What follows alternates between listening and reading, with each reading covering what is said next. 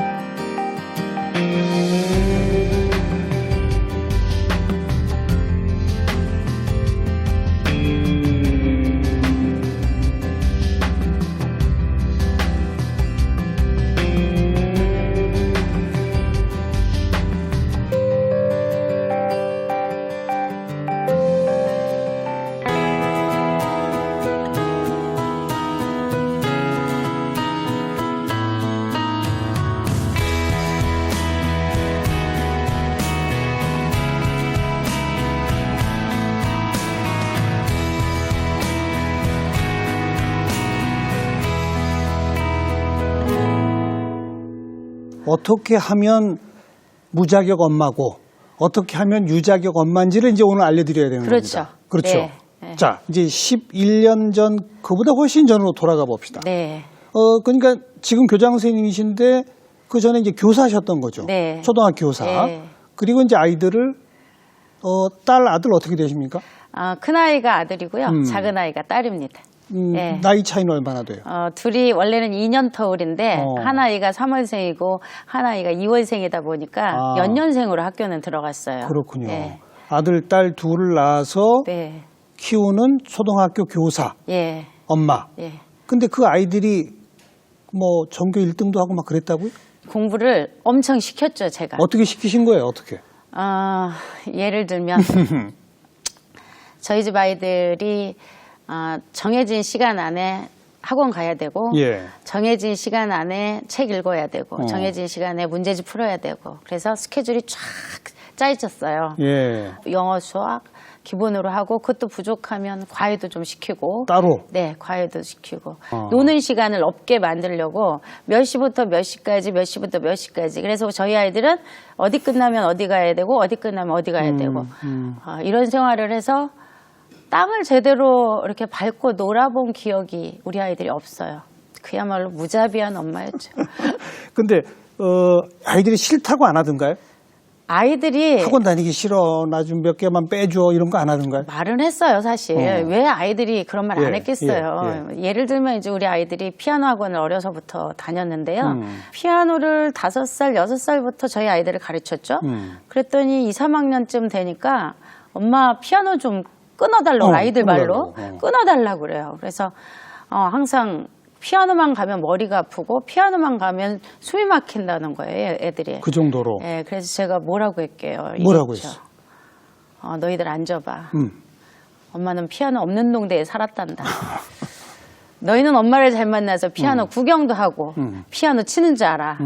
피아노는 초등학교 졸업하는 2월 28일까지 쳐. 그래서 저희 집 아이들이 초등학교 졸업하는 2월 28일까지 쳤죠. 그러니까 그런 뭐 피아노뿐만이 아니라 뭐 예를 들어 또 태권도 학원도 엄마 저 이거 뭐 배가 아파서 저희 나중에 알고 보니까 저희 아들은 탈장이 있었어요. 아이가 배 아프다 그러는 거 그냥 꾀병으로만 생각하셨죠? 그렇죠. 이야, 그리고 무자비하시네.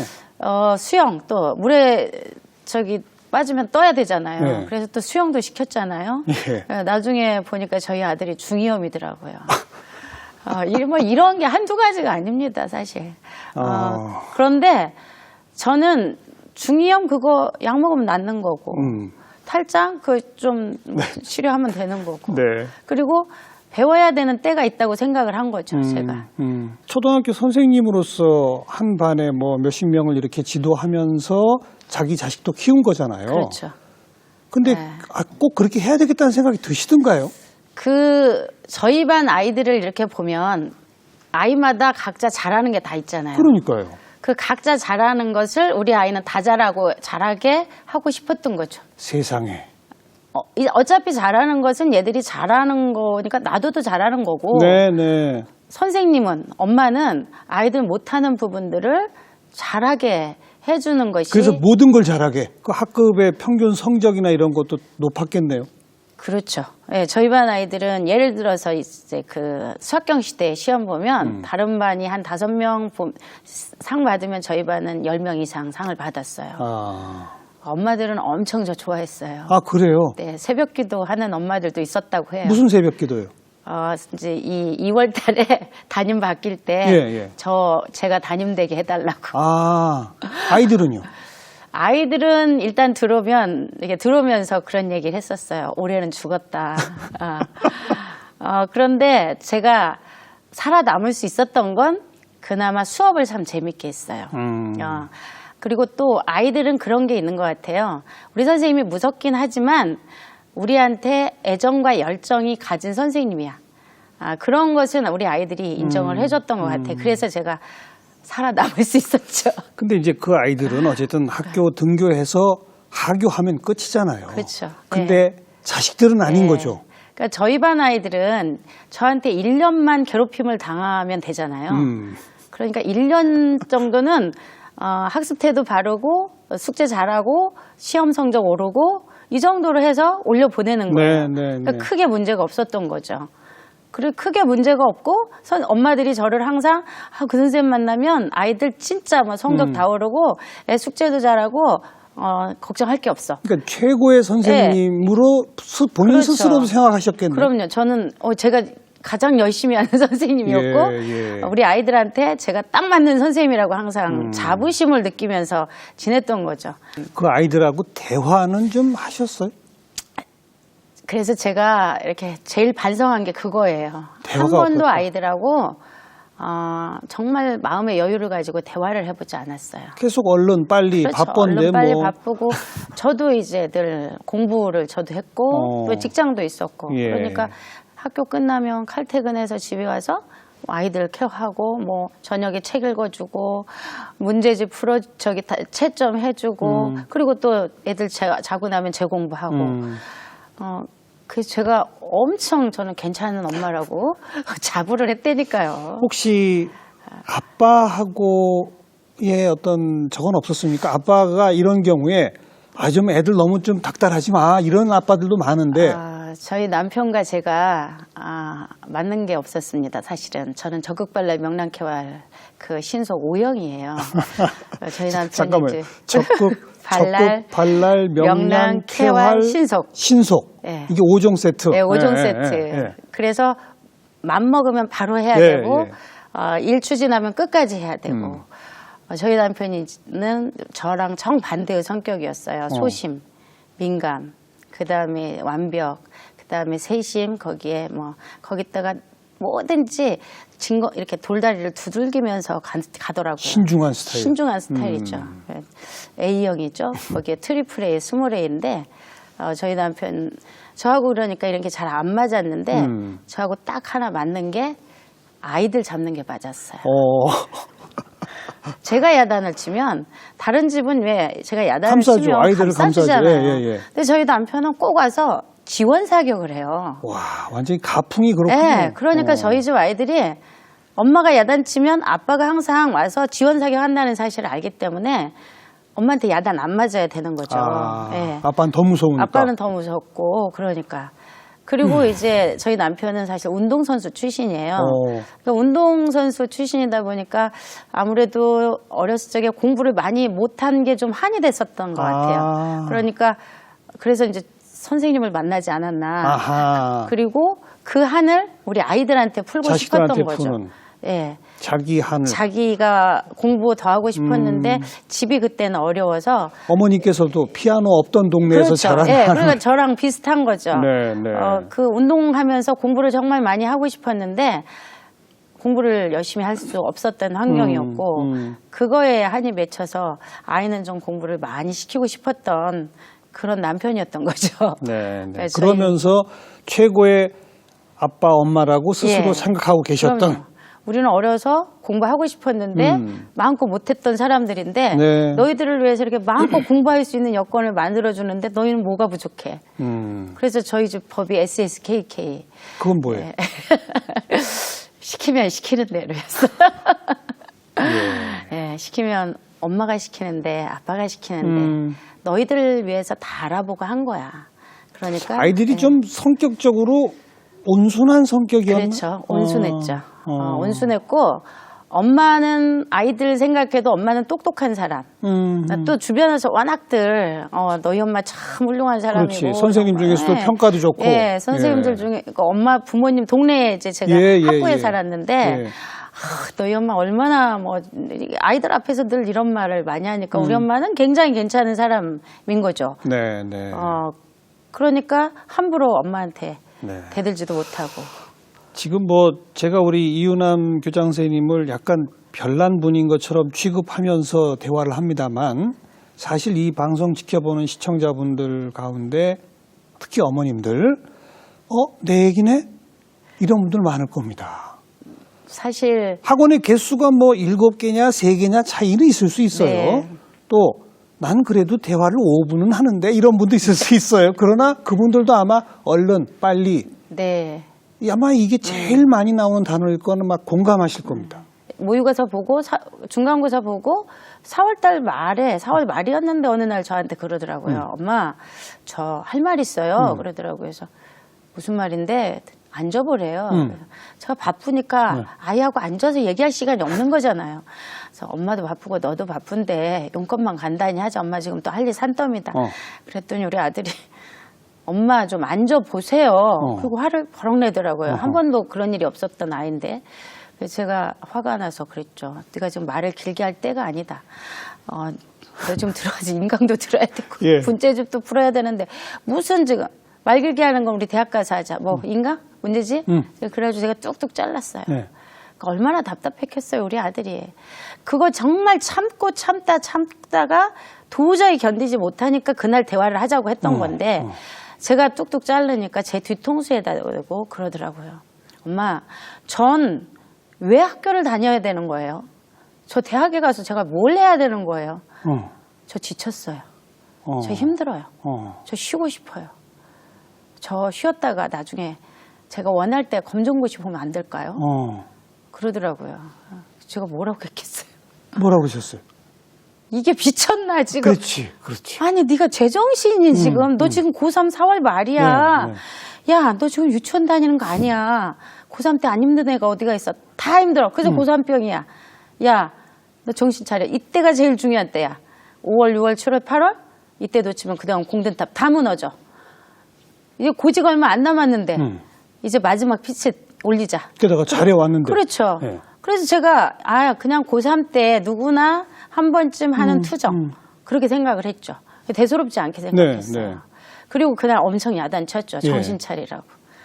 그리고 아이가 들어가더니 그 다음날 아침부터 이제 일어나는 시각이 점점 늦어지기 시작하고 평생 안 하던 지각하고 억지로 깨워서 아침마다 이제 전쟁이었죠. 애 깨워서 학교 보내는 게. 네. 그리고 돌아서서 이제 학교 갔다 생각하고 저는 이제 출근하면 얼마 있다가 다시 돌아와서 집에 있었던 거예요. 그냥 학교를 안 가고? 가다가 오는 경우도 있고 갔다가 돌아오는 경우도 있고 그리고 학교 가가지고 뭐 선생님이 계속 전화 오고 잘하던 애가 그러니까 학교에서도 이해가 안 되잖아요. 그 당시 저희 아들 담임 선생님이 해병대 출신이셨어요. 아이고. 그러니까 안 되면 되게 하라. 또 거기서도. 그게 저도 힘들게 시키면 하고 시키는 대로. 시키는 대로 거기 더 하셨죠. 예. 그리고 저희 아이가 그 반에서 잘하는 아이니까 뭔가 성과를 내시고 싶으시잖아요. 부모 마음하고 똑같잖아요. 그래서 아이를 더 이제 야단을 치신 거죠. 왜 너 이러냐. 그럴수록 아이는 더 가기 싫어지고. 그렇죠. 학교 가기 싫고 그리고 엄마는 엄마대로 아빠는 아빠대로 뭐 이렇게 난리를 치니까 이제 나중에 알게 된 사실인데 저희 아이가 이제 공황장애를 알았는데 제가 무식해가지고 공황장애가 뭔지도 몰랐어요. 그리고 저는 굉장히 중한 질환이 굉장히 하나예요. 중요한 건데 저는 항상 모든 질병은 마음에 있다. 아이고. 그러니까 뭐 약을 먹거나 치료도 전혀 안 받고. 몰랐어요. 그냥 아이가 늘 학교 갔다 오면 엄마 가슴이 답답해. 너 지금 공부하기 싫으니까 답답하지. 너 지금 제정신 안 차리니까 답답하지. 엄마 머리가 많이 아파요. 야, 그때 다 머리 아파. 지금 생각하면 아이를 어떻게든 빨리 공부를 시켜야 되겠다. 제자리로 빨리 데려다 놓고 원위치를 하겠다. 이 생각에 꽂히니까 아이가 하는 모든 말이 다 이것은 어떤 쇼고 안 보이는 거, 안 보이는 안 거죠. 들리고. 나중에 우리 아이가 이제 저랑 나중에 대화가 되니까 엄마 제가 어렸을 적에 그 고3 때 그 한참 뒤에요. 고3 때 제 증상이 제가 이렇게 찾아보니까 공황장애 증세였더라고요. 그렇죠. 학교 교실 안에 있으면은 신체적으로 각종 증상이 나타나는. 이게 막 여기가 이렇게 쪼여들면서 터질 것 같고 머리는 깨질 것 같고 이 강박관념에 막 우울증이 더 이게 그런데 제가 그런 거를 하나도 인정을 안 해준 거죠. 정신 문제다. 그런 지옥 같은 몇 개월 끝에 결국은 엄마가 진 거네요. 그렇죠. 이제 5월, 6월, 7월, 8월 그리고 이제 8월 31일 더 이상 이제 제가 버틸 수가 없었던 거죠. 그래서 저희 아들이 이제 8월 31일 날 자퇴서에 이제 도장을 찍고 그때 찍지 않으면 그 다음에 또 그나마 검정고시를 못 보더라고요. 그래서 검정고시 데드라인에 제가 사실 도장을 찍었죠. 네. 그리고 그 밑에 따님도 또 그랬다면서요? 예. 딸은 공부는 오빠보다는 좀 덜 했죠. 오빠가 워낙 이제 뛰어났고, 그래서 어려서부터 오빠에 늘 열등의식이 있었어요. 그리고 뭘 잘해도 오빠한테 늘 치이니까 잘한다 소리를 별로 듣지도 못하고, 그래서 오빠가 늘 경쟁의 대상이고, 오빠는 없어졌으면 좀 좋겠는 그런 대상. 아들이 굉장히 동생을 예뻐했는데 이 아이는 오빠를 별로 안 좋아해서 제가 그렇게 되겠죠. 네, 근데 저는 이 아이의 인성에 문제가 있다고 생각을 한 거죠. 약간은 오빠를 시기 질투했겠죠. 그렇죠. 예. 그거를 넌 어떻게 이렇게 못됐니? 네, 네, 네. 너희 오빠가 너를 얼마나 잘해주는데 너희 오빠 같은 아이가 어디가 있니? 그러면서 야단을 쳤으니까 얼마나 오빠가 더 믿겠어요. 범이 없겠죠. 그렇게 이제 성적도 그렇고 오빠에게 늘 치였던 아이가 오빠가 이제 8월 30일을 딱 좌태서를 찍고 나니까 한 20일 정도 지났는데 어느 날 저한테 그러더라고요. 엄마, 저도 할 말 있어요. 네. 그래서 제가 그랬죠. 엄마 지금 듣고 싶지 않아. 말하지 마. 그랬더니 우리 딸이 그냥 들으세요. 잘 나가는 오빠도 학교를 그만두는데 덜 나가는 나는 왜 다녀야 돼요? 덜 나가는 저도 학교 그만둘 거예요. 그래서 제가 너라도 학교 다녀야지. 그래서 뭐 아침마다 이제 교복을 입혀서 또 똑같은. 예, 난리를 쳤어요. 네. 이제 얘가 마지막 남은 거잖아요. 예. 그러니까 얘는 이제 절대로 내가 어떻게든 학교를 다니게 하겠다. 그래서 뭐 남편하고 교대로 이제 앞문으로 데려다 주면 뒷문으로 이제 도망 나오기를 거듭하다가 또 똑같은 몇 달을 보내고. 몇 달까지 안 되고요. 얘는 맘먹으면 바로 하는 애예요. 그래서 9월 24일 예, 그때 그냥 집에 있는 이야. 아빠 도장 갖다가 찍고 스스로 그만뒀어요. 걔는. 연속타를 맞으셨네. 정말 이게 뭔가 그때의 그 심정은 하늘이 뭐 무너진다고 이걸로도 표현이 약해요. 그냥 인생이 끝났다. 그렇게 학교를 자퇴하고 아들과 딸은 어떻게 지내던가요? 먹고 자고 게임하고 먹고 자고 게임하고 제가 계속 야단을 치니까 문을 늘 걸어 잠그더라고요. 문 열고 야단 치니까 이게 걸어 잠그고 창문으로 제가 야단 쳤더니 또 창문 걸어 잠그고 나중에는 이제 창틈으로 제가 또 집요한 적이 있어요. 그래서 신문으로 다 방을 가려버려요. 어두컴컴하게 불을 안 켜요. 정말 제 속으로 그때 아이들이 미쳤구나. 미친 아이들이라고. 그러니까 아이들은 제가 미친 거죠, 사실은. 네. 이런 엄마 밑에서 살 수가 없으니까.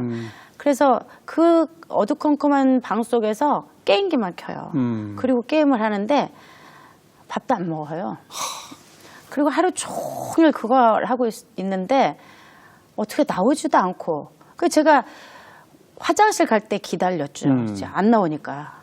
그 이렇게 문을 조금 열어놓고 아이들이 화장실 갈 때 나오면 제가 얼른 나왔어요. 네. 뭐라고 그럴게요? 뭐라고 그러셨어요?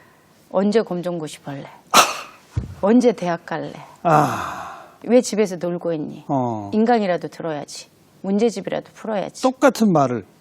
그러니까 전혀 변하지 않는 거죠. 그러니까 저는 모든 것은 내 마음먹기에 딸렸다고 생각했기 때문에 애들이 마음만 먹으면 된다. 빨리 바뀐다. 다시 될 거라고 생각을 했어요.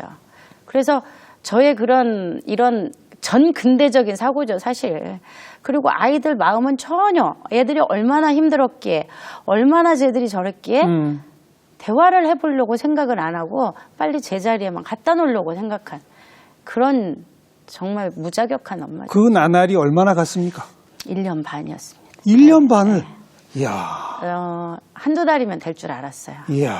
그런데 1년 반이 가는데요. 정말 저도 죽고 싶더라고요. 나중에. 그렇겠죠. 저도 우울증이 오는 거 그렇겠죠.